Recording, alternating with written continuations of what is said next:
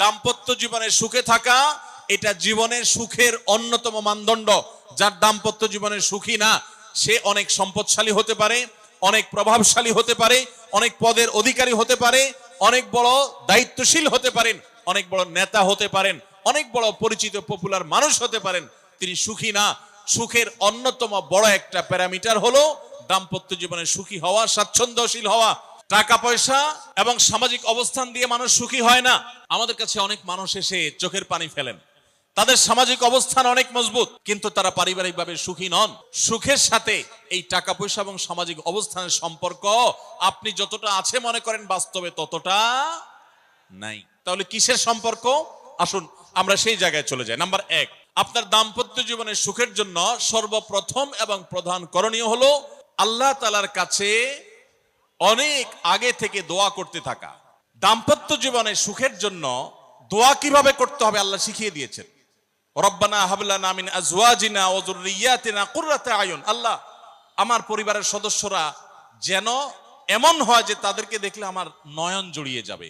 ওয়াজআলনা লিল মুত্তাকিনা ইমামা। আর আমাদের সবাইকে, গোটা পরিবারকে আপনি মুত্তাকিদের ইমাম বানায় দেন, সৎ মানুষ বানায় দেন। কারণ সৎ যদি না হয়, আল্লাহভীরু যদি না হয়, তাহলে কখনো তাদের মাধ্যমে আপনি সুখ শান্তি পেতে পারেন না। তাহলে প্রথম করণীয় দাম্পত্য জীবনের সুখের জন্য, সুখী দাম্পত্যের জন্য আল্লাহর কাছে দোয়া করতে থাকা। সূরা ফুরকানের ৭৪ নম্বর আয়াত, এর পাশাপাশি আরো যত আয়াত আছে, অথবা সাধারণভাবে আপনি আল্লাহর কাছে, আল্লাহ আমি ভালো সঙ্গী যেন পাই সেজন্য দোয়া করতে থাকবো। আল্লাহ আমাদেরকে তৌফিক দান করুন। দাম্পত্য জীবনের সুখের জন্য দ্বিতীয় গুরুত্বপূর্ণ বিষয় হলো জীবন সঙ্গীর সঙ্গে নির্বাচন করার ক্ষেত্রে অন্য যাই থাকুক আর না থাকুক, ধার্মিকতা আছে কিনা এটা দেখতে হবে। এটা যদি দেখেন তাহলে সেক্ষেত্রে ইনশাআল্লাহ আপনি সুখী হবেন। এখানে মুশকিল হলো আজকাল মেয়েদের বোরকা পরলেই মনে করা হয় ধার্মিক, ছেলেরা নামাজ পড়তেছে মনে করা হয় ধার্মিক।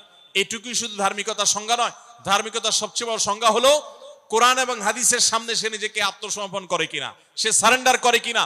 আল্লাহর নির্দেশ পেয়েছে, রাসূলের নির্দেশ পেয়েছে, আল্লাহর নিষেধাজ্ঞা রয়েছে, সেই জায়গায় সে থেমে যায় আর সে আগে বাড়ে না, নিজেকে সমর্পণ করে দেয়, মাথা নত করে ফেলে।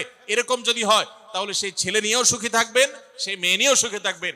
আমি বিশেষ করে মেয়ের বাবারা যারা নিজের মেয়ে বিয়ে দেওয়ার জন্য সরকারি চাকরিজীবী খুঁজেন, পয়সাওয়ালা খুঁজেন, বড় বড় পদে থাকা মানুষগুলোকে খুঁজে বেড়ান, আমি তাদেরকে বলি আপনার মেয়ের জন্য ফজরের নামাজের সামনের কাতারে থাকা যুবকগুলোকে খুঁজে বের করেন। দাম্পত্য জীবনের অনেক গুরুত্বপূর্ণ একটা পয়েন্ট হলো এটা, যে আপনি তার রূপ লাবণ্য, সামাজিক অবস্থান, সম্পদ, পয়সা কড়ি এগুলো দেখেন বা না দেখেন, প্রধান বিবেচ্য বিষয় হবে তার ধার্মিকতা। এটা যদি দেখেন ইনশাআল্লাহ দেখবেন যে আপনি সুখে থাকবেন। তৃতীয় যে পয়েন্টটি বলতে চাই তা হলো দাম্পত্য জীবনে সুখী হতে হলে সবর এবং শুকর, এই দুইটা মূল মন্ত্রের কোনো বিকল্প পথ খোলা নেই। সেটা স্বামীর জন্য প্রযোজ্য, স্ত্রীর জন্য প্রযোজ্য। স্বামী হিসাবে আপনি স্ত্রীর অনেক অনিয়ম দেখতে পাবেন, অনেক কিছু দেখতে পাবেন, আপনার আকাঙ্ক্ষা, আপনার চাহিদা, প্রত্যাশার বিপরীত, আপনাকে সবর করতে হবে। দাম্পত্য জীবনে টুকটাক সমস্যা হবেই, এটা প্রত্যাশিত। মনে রাখবেন এই জিনিসটা যদি আপনি আগে থেকে মাথায় রাখেন তাহলে আপনার কষ্ট অনেকখানি দূর হয়ে যাবে। দাম্পত্য জীবনে যদি স্বামী স্ত্রী উভয়ে যদি ধৈর্যশীল না হয়, সবরকারী না হয়, হুটহাট রিয়াকশন করে ফেলে, কখনো দাম্পত্য জীবনে সুখী হওয়া সম্ভব নয়। আপনার স্বামীটা হয়তো অমানুষ, সে আপনাকে গালিগালাজ করে কিন্তু চরিত্রহীন না। অনেকের স্বামীটা খুব ভদ্র কিন্তু চরিত্রহীন, ব্যবহার ভালো করে চরিত্রহীন। তাদের কষ্ট আপনার চাইতে কম না, নিশ্চয় আপনি তার চাইতে ভালো আছেন। মানুষ এভাবে যখন ভালো দিকগুলো চিন্তা করবে তখন তার ভিতরে শুকর আসবে। তাহলে দাম্পত্য জীবনে সুখ শান্তির জন্য তৃতীয় করণীয় হলো সবর এবং শুকরের চর্চা করা। আল্লাহ আমাদের সবাইকে তৌফিক দান করুন। 4 নম্বর হলো স্বীকৃতি দিতে জানা। অনেক লোক আছে নিজেকে খুব শিয়ানা মনে করে, স্বামী হয়ে বউর তারিফ করতে রাজি না, বউ হয়ে স্বামীর তারিফ করতে। দাম্পত্য জীবনের সুখের জন্য একে অন্যের তারিফ করার কোনো বিকল্প নাই। এই জন্য দাম্পত্য জীবনে সুখ শান্তির জন্য একে অন্যকে ভালোবাসা, প্রশংসা করতে জানা, বিশেষ করে স্বীকৃতি দিতে জানা, ভালো গুণগুলোর কথা বলা, এটা হারিয়ে গেছে। অনেকে মনে করে যে না, ভালো গুণ বললে মাথায় উঠবে, এটা ভুল। মাথায় উঠবে সেটা ব্যালেন্স করার জন্য আপনাকে অন্য কাজ করতে হবে, কিন্তু তাহলে প্রশংসা করতে কার্পণ্য করা যাবে না, স্বীকৃতি দিতে হবে। 5 নম্বর হলো দাম্পত্য জীবনের সুখ শান্তির জন্য একে অন্যের কনসার্নের জায়গাগুলো আছে, ইস্যুগুলো আছে, এগুলোকে মাথায় রেখে চলতে হয়। যেমন আপনি স্বামী হিসাবে বউয়ের বাপের বাড়ির মানুষদের বদনামি থাকলেও করবেন না, কারণ কোনো মেয়ের কাছেই নিজের বাপ মা, নিজের ভাই বোনের কোনো দোষ শুনতে ভালো লাগে।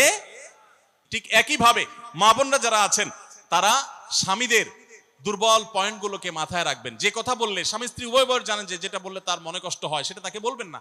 এই বিষয়গুলো মাথায় রেখে চলা, যে কি বললে তার কষ্ট হয়, ইনশাআল্লাহ এতে দাম্পত্য জীবনে সুখ শান্তি হবে। এর পাশাপাশি 6 নম্বর হলো সময় দেওয়া। আজকাল দাম্পত্য জীবনের সবচেয়ে বড় সমস্যা হলো, তরুণ বন্ধুরা ভালো করে শুনে রাখেন, বিয়ে যারা করবেন ভবিষ্যতে আরো ভালো করে শুনে রাখেন, এই মোবাইল ফোন আমাদের দাম্পত্য জীবনকে ধ্বংস করার অন্যতম কারণ। অতএব আল্লাহর ওয়াস্তে মোবাইলগুলোকে নিয়ন্ত্রণ করেন, মোবাইলগুলোকে নিয়ন্ত্রণ করেন। বাসায় ঢোকার আগে মোবাইলের গলা চিপে বন্ধ করেন, এরোপ্লেন মুড করেন। ফ্যামিলিকে একান্তে কিছু সময় দেন। যত অশান্তি এবং যত ঝগড়া, যত ভুল বোঝাবুঝি আমাদের ফ্যামিলিগুলোতে হয়, এর অন্যতম প্রধান কারণ হলো এই মোবাইল এডিকশন, মোবাইল আসক্তি। স্বামী বলেন স্ত্রী বলেন উভয় একান্তে স্বামী স্ত্রী বাসা বাড়িতে তো অবস্থান যতদিন করবেন, ব্যবসা বাণিজ্য কাজ কাম আল্লাহর হস্তে, এগুলো সব জমা রেখে তারপর স্বামী স্ত্রী এক অন্যকে সময় দিবেন, ইনশাআল্লাহ দাম্পত্য জীবনের সুখ শান্তি আসবে। 7 নম্বর পয়েন্ট হলো অন্যের সুখের মিথ্যা গল্প শুনতে যাবেন না। যে অনেক মহিলা এসে বলবে, ভাবি আপা কি বলবো আর, আপনার ভাই এত কেয়ারিং, কি যে যত্ন করে আমারে, আমার দিক খুব খেয়াল রাখে, একটু সমস্যা হতে দেয় না, বাইরে গেলে একটু পর পর ফোন দিয়ে মেসেজ দিয়ে খবর নেয়। বুঝবেন যে সাক্ষাৎ শয়তান হাজির হয়ে গেছে। এই লোক হয়তো সৎ উদ্দেশ্যে বলছে, কিন্তু শয়তান তাকে দিয়ে বলাচ্ছে আপনাকে অশান্তিতে ফেলার জন্য।